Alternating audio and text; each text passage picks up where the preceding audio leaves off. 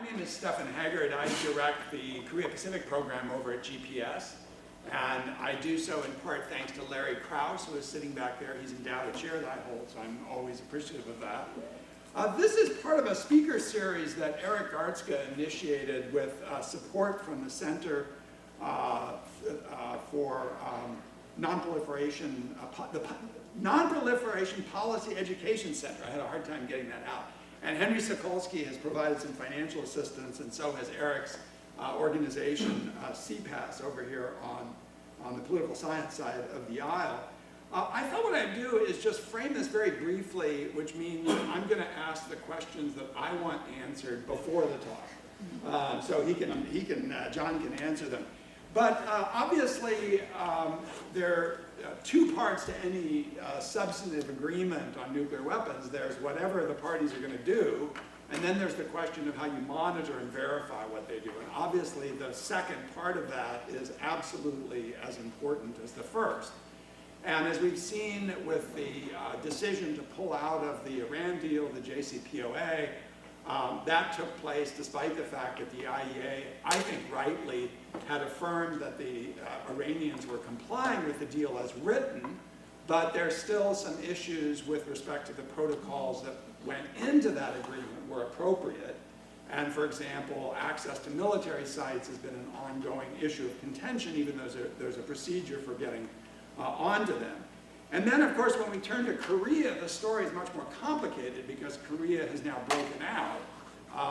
Iran didn't have nuclear weapons, had a nuclear weapons program. North Korea obviously has nuclear weapons. We have a much longer history there as well, in which John Lauder, our speaker today, was involved, going back to the agreed framework of 1994, which ultimately fell apart in 2002, 2003. Now we're in a phase of thinking about a negotiation that Secretary Pompeo has been involved in. He's been to Pyongyang twice. From what's come out, there's a lot of detail floating around about what that agreement might look like. There's clearly deep thinking on that question. But verification and monitoring is going to be absolutely crucial to it, because part of the objective of the agreement is going to be to get North Korea back into the Non-Proliferation Treaty. And it really hasn't been a fully fledged operating member of the Non-Proliferation Treaty ever, I would say. Even after 1994, there's some question of whether it was brought back under the agreed framework. And just to give you a sense of the complexity in North Korea, you've not only got the problem of how to manage Yongbyon itself, the nuclear site where you have reactors that are generating plutonium and a centrifuge program.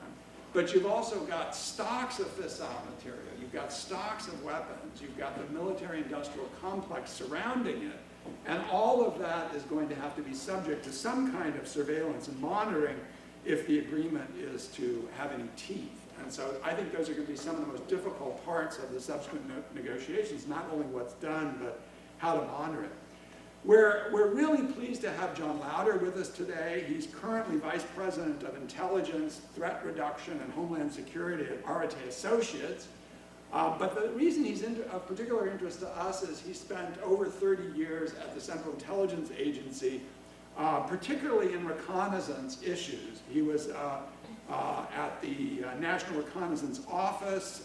He was an arms control negotiator. Obviously, the issues we've been talking about are central to these negotiations, with a particular interest in satellite reconnaissance. He also served as director of the DCI's Nonproliferation Center and chief of the DCI's Arms Control Intelligence Staff.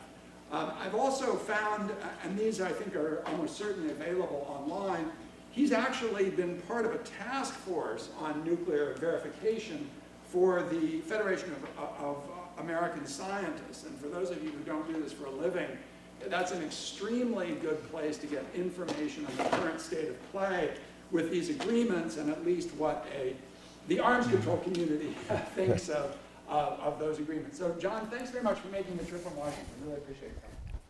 Well, thank you very much.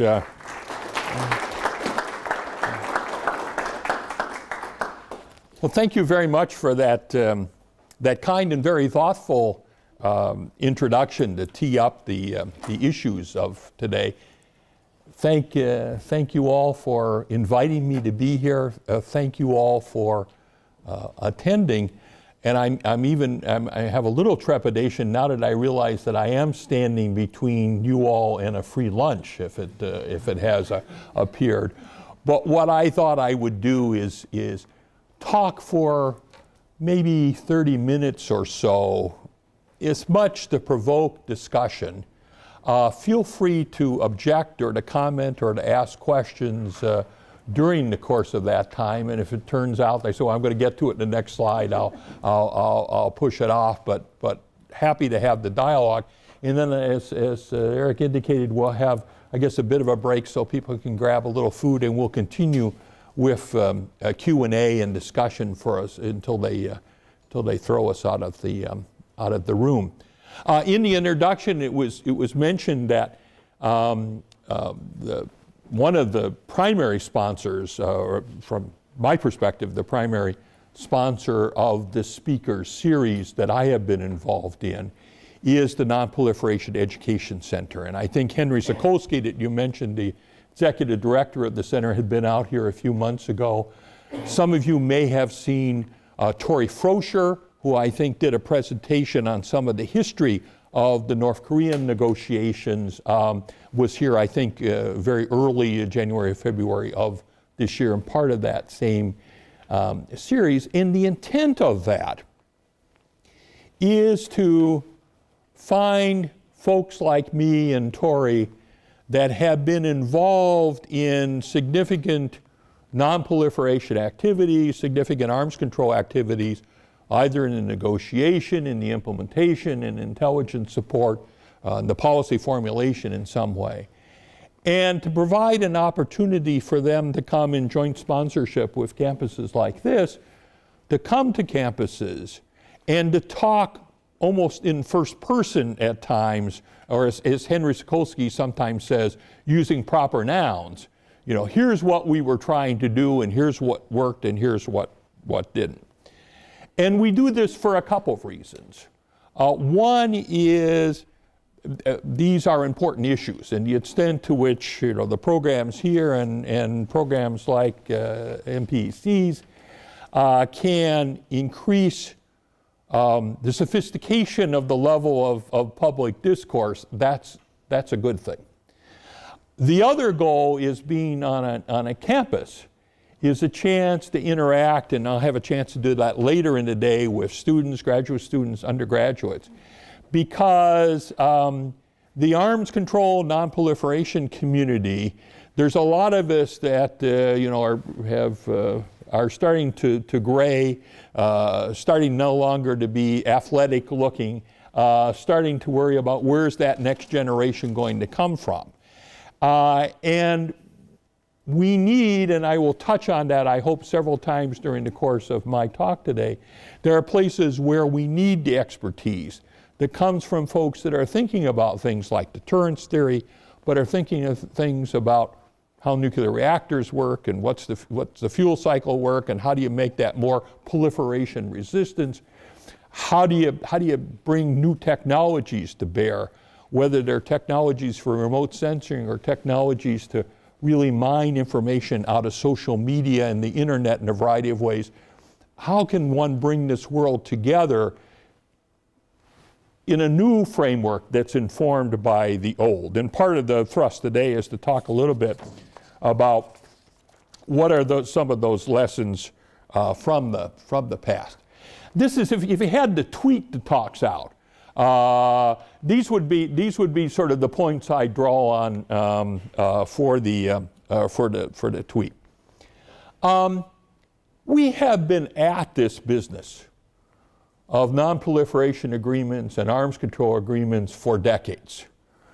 This is not a new problem.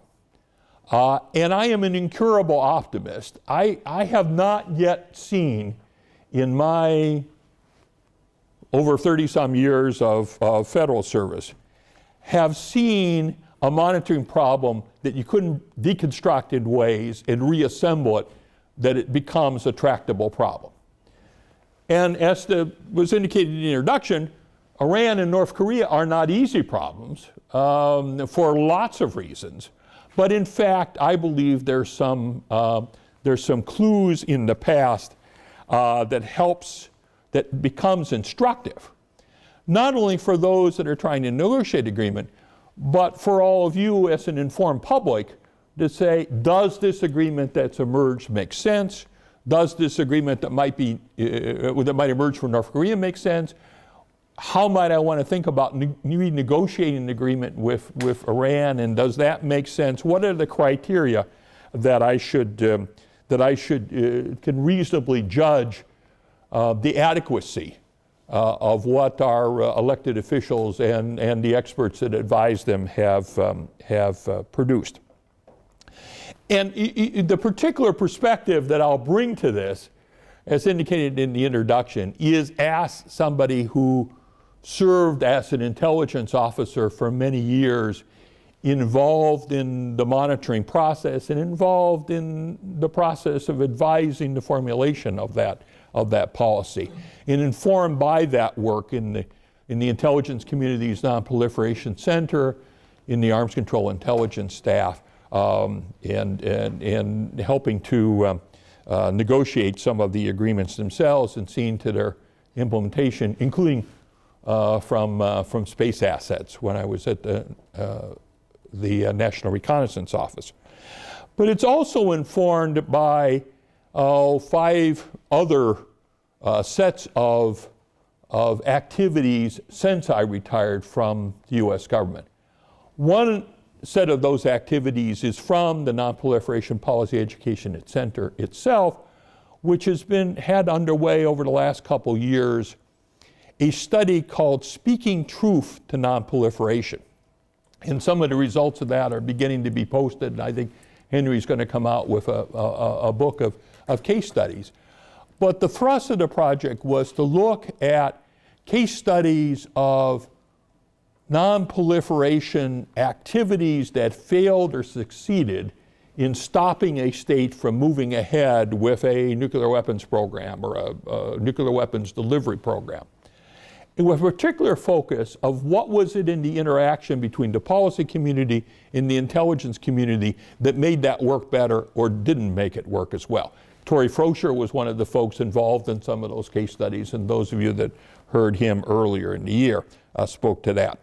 It was already mentioned there's another task force that I've been involved in, funded by the John D. and Catherine T. MacArthur Foundation and viewers like you, that is a task force on monitoring and verification that has been particularly focused on how would one monitor the former agreement with Iran and whatever that becomes in the process of renegotiation. And a third set has been projects that have been undertaken by the Wisconsin Project on Nuclear Arms Control, which has lately been focused both on the Iran agreement, but also on how one increases the amount of transparency that's available for publics and governments to make decisions about monitoring and verification. I always have there's always a pause a bit when I deal with my old colleagues. Remember, I've spent over 30 years behind double green vault doors, with some of the deepest, darkest secrets of the US government. And then to say I'm a great advocate of transparency. And some of my former colleagues look at me and say, you're going to help, this information's going to bleed out in ways that's going to hurt our sources and methods. But yet at the same time, publics themselves have to make decisions. It is a political process. It's our elected officials who are making the fundamental decisions.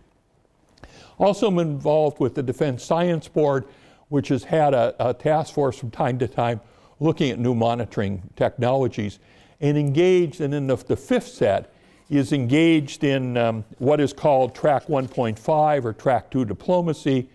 For those of you who don't know what the term is, you find a bunch of retired folks that have been involved in governments and set up occasions where we can talk to our counterparts in other governments and explore things that are sometimes harder for governments to do directly. And then we all sort of report back to our governments and say, this might work in the next negotiation because I've talked to the Iranians about this, or I've talked to the Russians about it.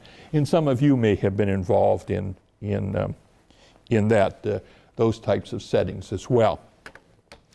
Having said I'm optimistic, I don't want to downplay the challenges of what we're talking about.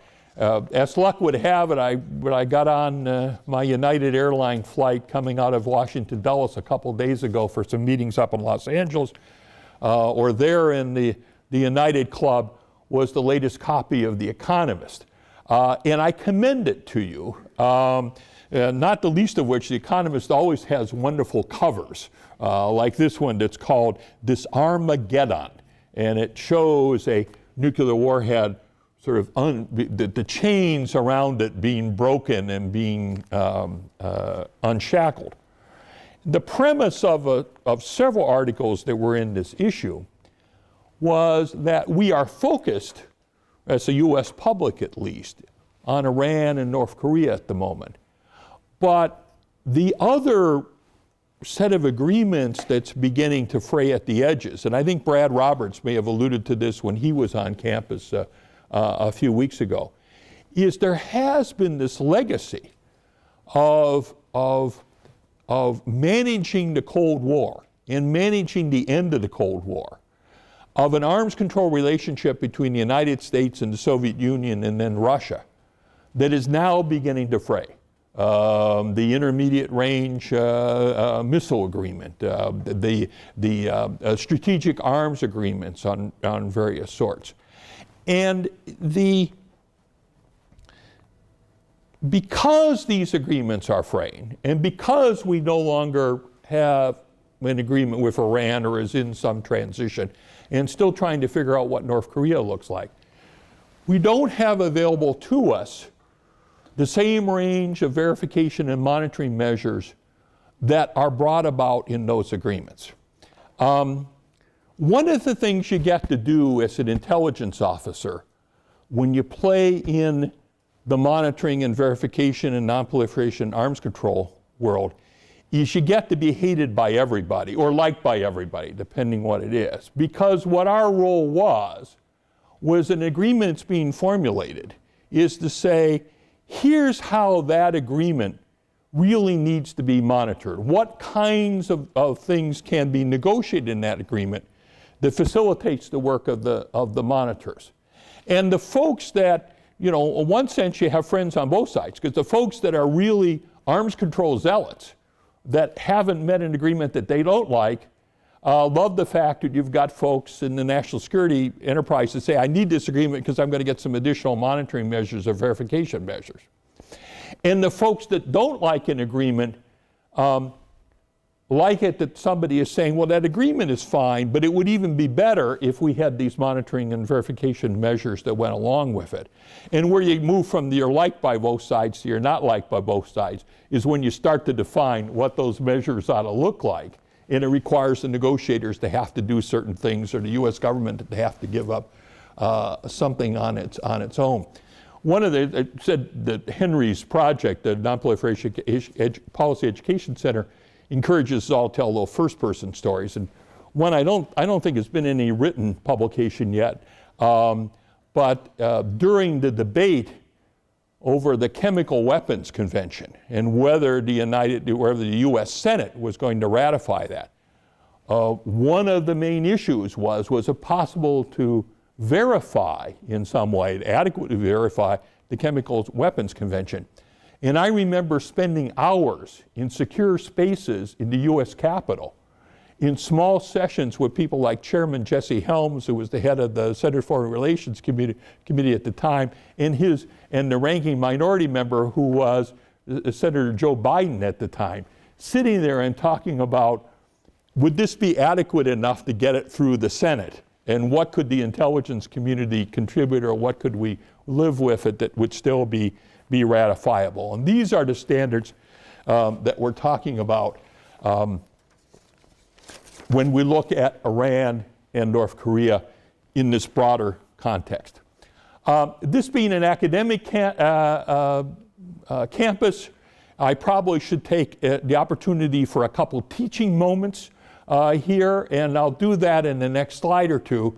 And first on definitions, because you will hear the term monitoring and you will hear the term verification.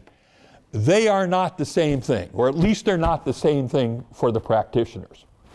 Monitoring is the process of gathering information, whether it's something that's built into an agreement itself, like an information exchange or a data declaration or an inspection regime, but also national intelligence means, spies, communications intercepts, satellite imagery, open source information that's coming in, all of that brought together, diplomatic exchanges, all of that brought together to provide information to the monitoring community that say, yes, Iran is complying with the letter of the JCPOA. But that information moves into a political process of verification. And verification is, in fact, a political process by which elected representatives can decide, based on the information that I have gotten from international monitoring organizations like the IAEA, or I have gotten from my own intelligence community, am I comfortable in saying that this agreement is in the interest of the United States or whatever country that's making it? And that's why you can find this, what has transpired on the Iranian agreement, where the IAEA and the U.S. intelligence community have come in and said, Iran is in compliance with the letter of the agreement, and yet the President of the United States, rightly or wrongly, can say, I don't think this agreement is in the interest of the United States, and here's why. It doesn't fit, it is, in my sense, either not a verifiable agreement or an agreement that I want to pursue in that interest. When Tori Froscher was here, I looked at the video of his presentation, and he made the point quite adequately, or quite appropriately, that context matters. If it's an agreement and it's with friends, get the benefit of the thought. The overall context of my relationship with this government is such that I'm more inclined to say, yes, this agreement's adequately verifiable, it's in the interest of the United States. If it's with a state for which the relations are bad or considered to be a rogue state or whatever, the body of evidence begins to shift a bit, and you can see these disconnects. That's a lot of what that speaking truth to power is, because the intelligence community is cranking out this information. It's flowing in, trying to be honest brokers, trying to this point about are you disliked by both sides? You're coming in with the information as you see it, but the political judgment can vary a bit depending on what that context is. And that's a little bit what we've seen play out in the history of North Korea, where different attempts at negotiations, the context has changed, both internally in North Korea, but sometimes with the U.S., the context has changed in the relationship of Iran. By the way, one other teaching moment up here, having mentioned that I was in the satellite reconnaissance business, there's a wonderful term of art that was coined back in the heyday of U.S. Soviet Union arms control called national technical means. That's in agreements. And just about every arms control agreement worth its salt says there should be non-interference with national technical means. The beauty of the term is we have been careful as negotiators not to define what that means. And there's lots of reasons for that. And it's in the eye of the beholder. The general term of art is when you see the term national technical means, you think it applies to satellite imagery. But in fact, it can mean all sorts of other technical collection and other collection that's done by intelligence organizations. And it's meant to have a certain degree of constructive ambiguity that lets the monitors push the envelope a bit where they want. But also, everybody sort of understands if you're doing it from space, it's allowed, and one should not interfere with those mechanisms.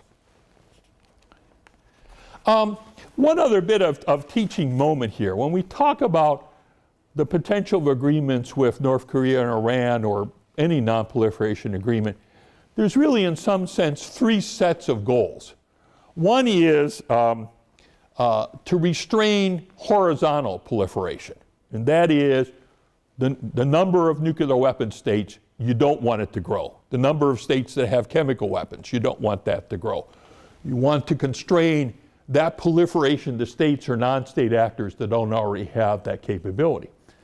Many agreements are designed to hamper vertical proliferation, which is the North Koreans have reached a certain stage in their nuclear weapons development, but I don't want them to go to the next stage, so I'm going to have an agreement that constrains that in some way. Some of the competition between the US and Russia has been regulated that way. And then the agreements that foster strategic stability or even roll back weapons programs that have already advanced. And in some ways, the goal of the current North Korean negotiations may very well be to address in some ways all three of these sets, keeping North Korean technology from bleeding out to others, restraining their programs, rolling them back, which has been the stated goal of the US government for years, or at least to try to foster a certain degree of strategic stability. So having said that, there are some factors in prior negotiations, prior agreements, that are relevant to Iran and North Korea. Let me just suggest a little bit some sets of what those might be. And the first one is, again, one of these, if you're a card-carrying member of the arms control mafia, there's no agreements that you don't like. And if you're a card-carrying member of sort of a realpolitik, I hate all agreements because they constrain me, but I really only want to constrain the other guy. Coming through and saying arms control and strategic competition are at different sides of the same spectrum. And that when arms control and national security strategy work, it works because there is a comprehensive strategy that says, how do I want to bring the economic interest, the national security interest of the United States or whatever state together, and at what times are appropriate to use an arms control or non-proliferation agreement to advance that goal, and at what times do I want to deploy additional military systems to bring the other side to the negotiating table, or if I don't do that, at least to be able to prevail, God forbid, in some sort of armed conflict that might occur. The classic example of that was in the Cold War, and that was the Intermediate Range Nuclear Forces Agreement, Missile Agreement. One of the ones that has beginning to unravel, talked about in the Economist article, where the Soviets had deployed the SS-20, which threatened to decouple US strategic deterrence with the way in which Europe could be threatened. And the question is, how would the US or NATO respond back in the mid-80s to that? And it was a dual track response. The United States fielded ground-launched cruise missiles into Europe, fielded or proposed to field those. It brought the Pershing II missile online. And these were seen as, just as NATO had seen the SS-20 as destabilizing on the part of the Soviet Union. The Soviet Union saw the introduction of these ground-launched cruise missiles and the Pershing II to be destabilizing. And what we said in the course of that is, we can negotiate this all away. And what we ended up doing was agreeing to ban an entire class of missiles held by the US and Russia in the intermediate range missile agreement. You're seeing some of that play out now. To some extent with Iran and North Korea, but more importantly with Russia. With Russia being in violation of that intermediate range agreement. You now see in the Nuclear Posture Review and other documents the U.S. talking about additional weapon systems that it might in fact field if you can't bring the Russians back into that negotiation. So again, it's a need for a comprehensive strategy. I want to be careful as somebody speaking on a campus not to let my own politics come out in my statements. But what I would say is I do worry a little bit. What I'm looking for are signs that the U.S. is thinking through these things in a comprehensive strategy and not just saying, I'm going to back away from the Iranian agreement because it was done by the last administration, or I want to pursue an agreement with North Korea because the last administration didn't do it. But does it grow organically out of a strategy in which arms control makes sense along with the deployment of military force? That's one of the things to watch for. Is this ad hoc, or does it come together? The other thing that's been a hallmark of good agreements and agreements that have been successfully implemented is there has been an enormous degree of informed congressional involvement that has been largely bipartisan. That's something that we're also missing at the moment. We don't have, with some exceptions, you don't have the Senator Sam Nunns that are in the U.S. Senate that really have spent a lot of time, or their Senator Lugers, in thinking about these national security strategies and how arms control fits. And so you tend to get a Congress that is playing the politics of the moment in looking at agreements rather than how it fits in the overall strategy. The degree of resources that are available for monitoring. Monitoring these agreements is not cheap. Whether the monitoring is being done by an international organization like the International Atomic Energy Agency or the Organization for the Prohibition of Chemical Weapons or the U.S. intelligence community, it requires some focus and some funding that goes with that and requires really an expert body, which I alluded to earlier in the talk, the need to have that next generation. We've actually, in terms of the sorts of things we're talking about here, we have in some ways at least a partial missing generation. The U.S. national security community over the last 2 decades has been dominated by the global war on terrorism and conflicts in Afghanistan and Iraq, and we have learned lessons from that, and we've trained ourselves on them. But it's a different sort of monitoring problem and a different sort of intelligence problem than one faces in dealing with Iran and North Korea, and certainly what the next phase of arms control might look like with Russia. I think in the interest of time, I'm not going to linger too long on this slide, other than to say, I guess it reinforces the point I made earlier. There are lessons from that past, even lessons from the 70s and 80s that are applicable to Iran and North Korea. And what I said a bit about monitoring capabilities, the satellite architecture that helps monitor a whole variety of national security and environmental and other things of interest to all of us in this room in the U.S.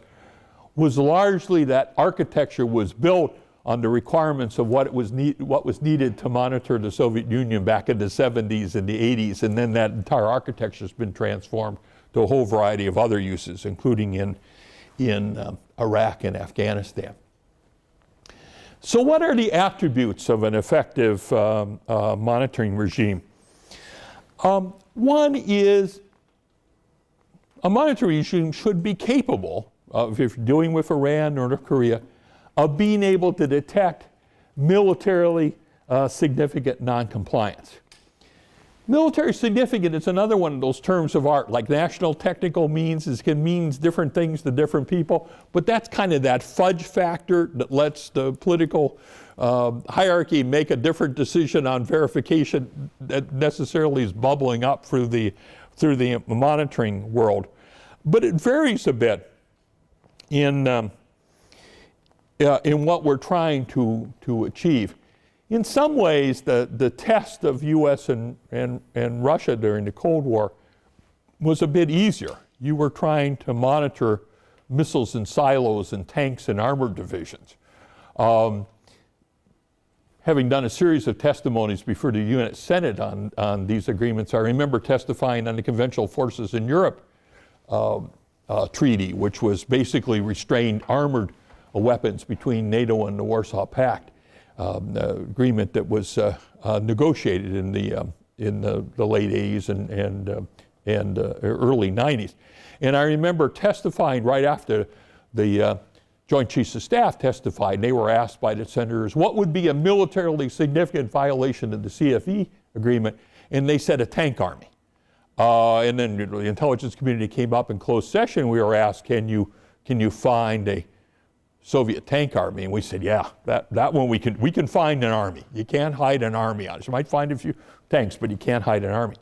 Went back a few years later for the Chemical Weapons Convention I alluded to earlier, and the Joint Chiefs of Staff had testified, and the chairman or his representative had said, well, under some circumstance, a tank car load of advanced nerve agent could be militarily significant if it's a violation of the Chemical Weapons Convention. And I remember in that closed hearing, Chairman Helms saying, well, Mr. Lauder, can you find a tank car load anywhere it might be in the world on the Chemical Weapons Convention?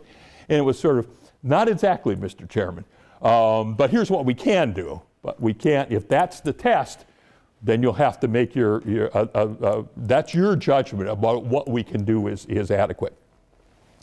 The other thing that's an important lesson, and this is one that I think sometimes gets lost, is arms control monitoring is a synergy of methods.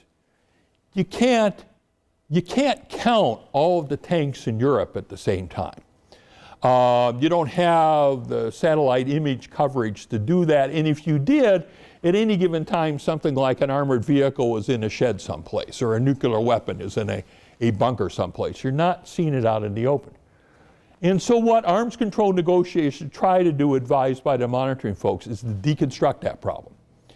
And I think the best agreements start out with a data declaration or an information exchange. Was one of the cited flaws of the Iranian JCPOA is that the Iranians were not required to make a declaration about the prior military dimensions or possible military dimensions of their nuclear program. But you start out with that information exchange. I'll just use tanks as an example. I have 10,000 tanks in my armed forces in Europe, and here is where they normally are. There's some in the Advanced Supercomputing Center at the University of California at San Diego, and there's some over across the street at Torrey Pines. And maybe the declaration's fairly detailed. There's 50 here at a regular basis and 40 here. That's great. That's a great start. It's kind of the functional equivalent of an income tax return. I mean, you remember Al Capone went to jail because of his income tax return, not of the other things. But you're sort of saying, I am certifying that this is what I have in terms of the weapons that are subject to this agreement. But what you use that is then it's the guide for monitoring. I want to hold the easiest place to cheat on an agreement is the place that you've declared you have activities underway. If the Iranians or the North Koreans were to say, I have 10 nuclear weapons in this bunker, the easiest thing to cheat on the agreement would actually put 15 nuclear weapons in that bunker, because the externals would all pretty much look the same. So what you then do is you hold those installations at risk of inspections, where you can come by from time to time and say, are there 10 or are there 15 that are supposed to be there?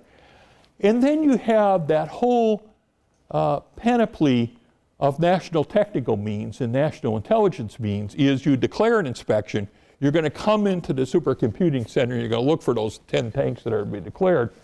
But when you declare that inspection, you're looking with satellite imagery or whatever mechanisms you have at the back door to see if somebody's running 5 tanks out. The inspectors may never catch a violation, but if you're doing your monitoring right, you're catching them running out the back door.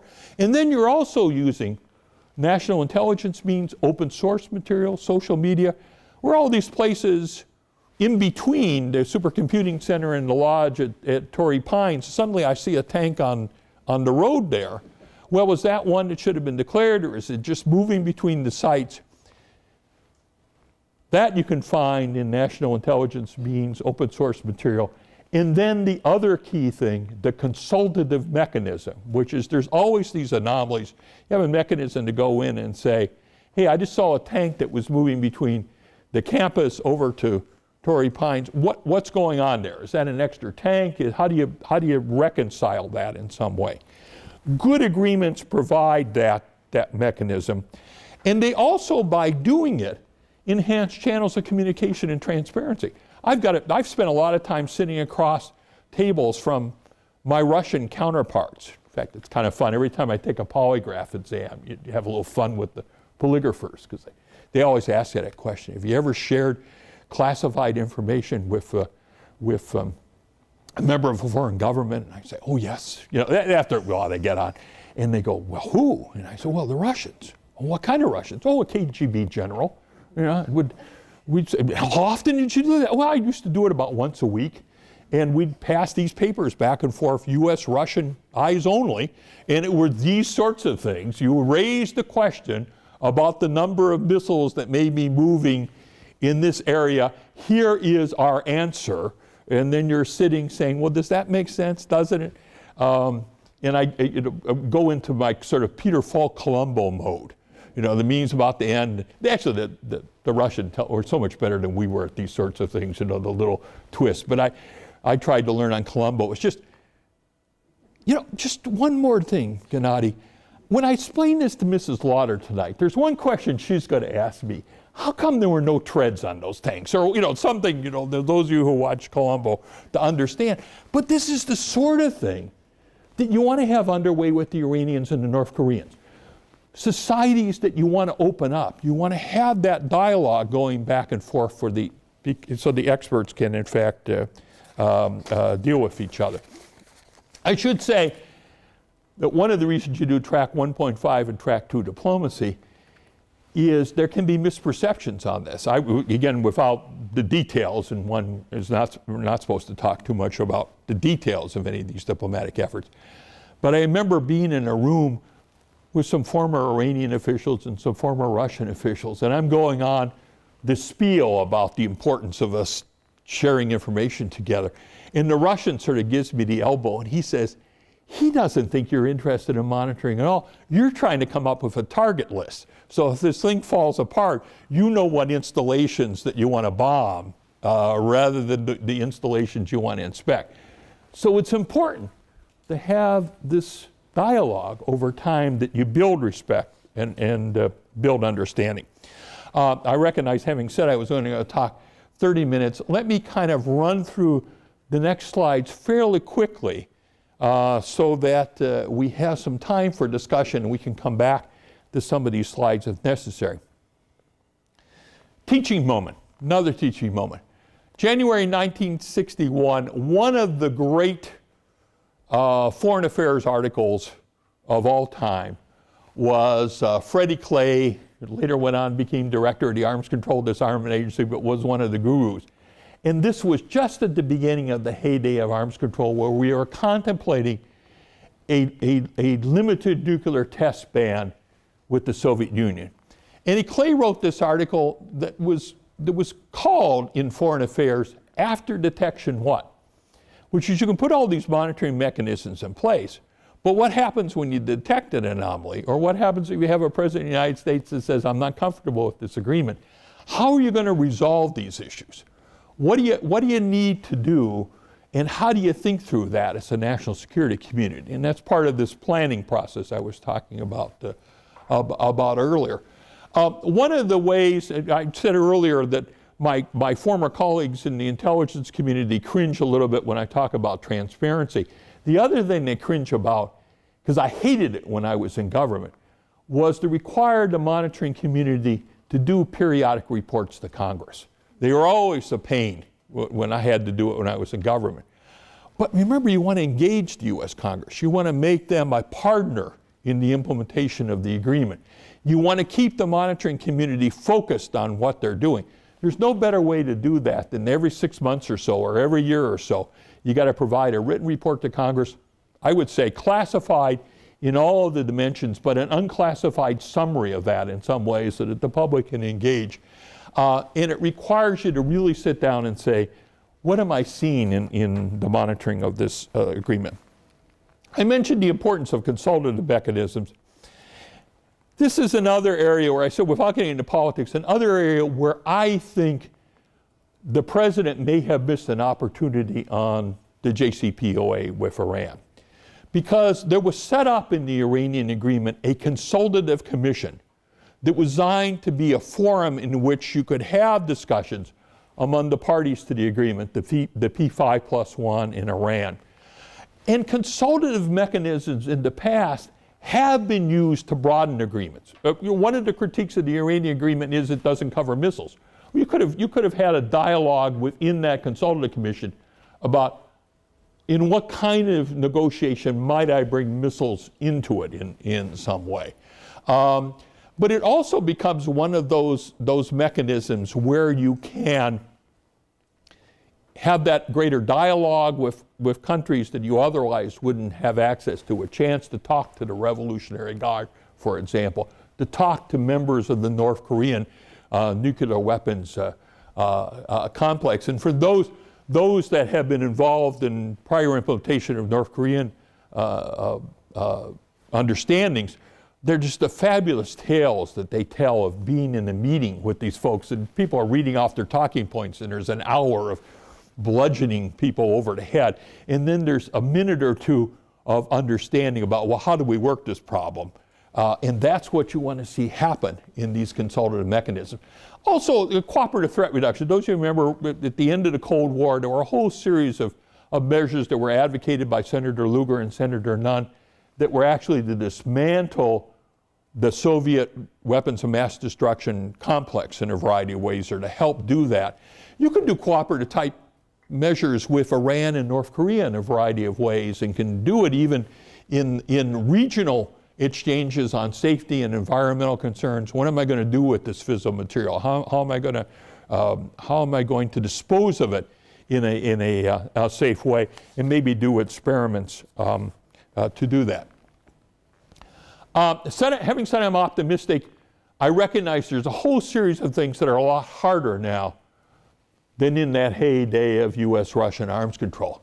One is, as I mentioned earlier, we've gone from looking at delivery vehicles that are fairly easy to monitor to trying to figure out, can I monitor warheads? Can I deal with tactical weapons as well as strategic? It was hard enough to get the U.S. and the Russians to talk about details, but arms control today, non-proliferation agreements today, are increasingly multilateral with organizations like the IAEA and the OPCW that I mentioned earlier. Some de-emphasis on the monitoring methodologies, monitoring expertise that I alluded to earlier. One of the real interesting challenges is, imagine we got an agreement with North Korea that said the North Koreans are going to get rid of their nuclear weapons. Who monitors that? The IAEA is designed to monitor fissile material, but not designed to monitor weapons. And in fact, IAEA inspectors, they come across something like weapons information. They want to get rid of that and turn it over to one of the permanent nuclear weapon states that's allowed to have that information, because that could even be a violation of the non-proliferation agreements. Here's information about how you build a nuclear weapon.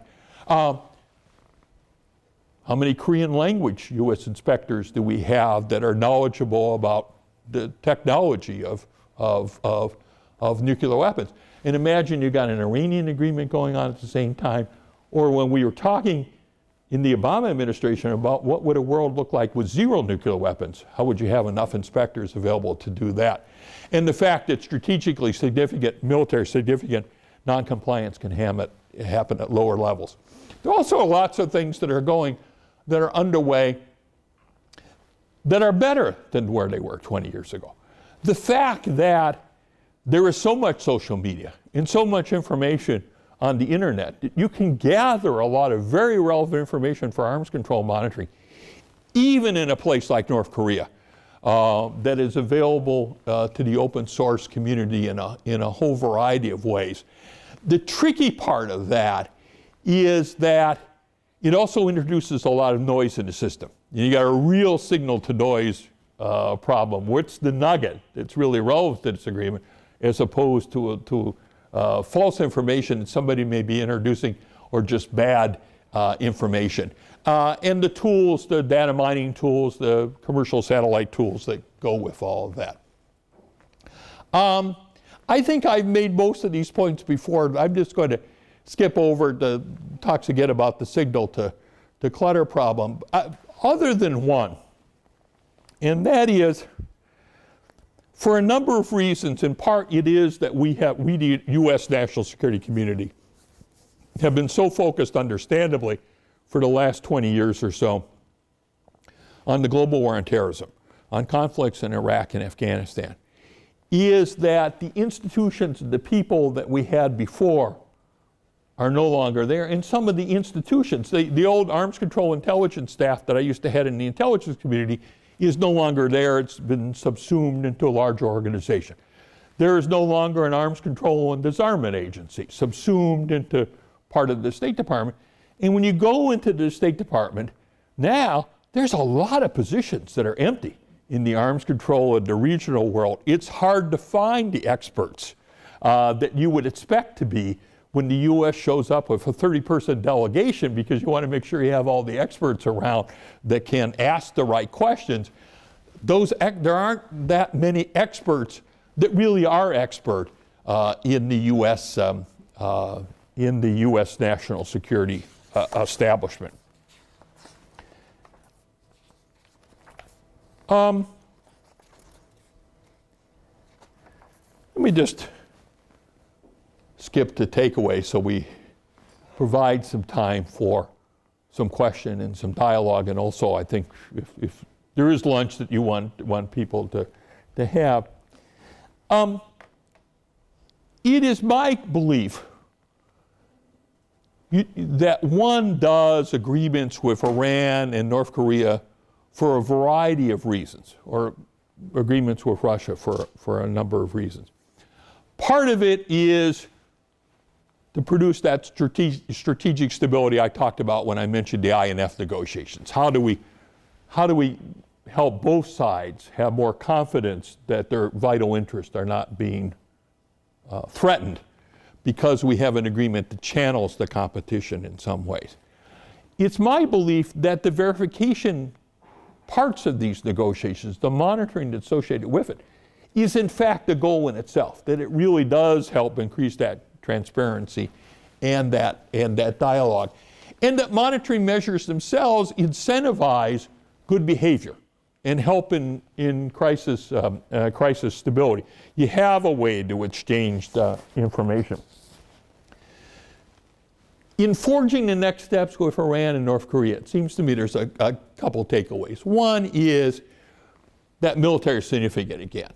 That whatever the goal of monitoring, or as the Russians used to say, the objects of verification might be, it needs to be something that's achievable at reasonable levels of confidence and cost. It's not going to be absolutely foolproof, but it needs to in fact meet the strategic needs of the parties that are involved.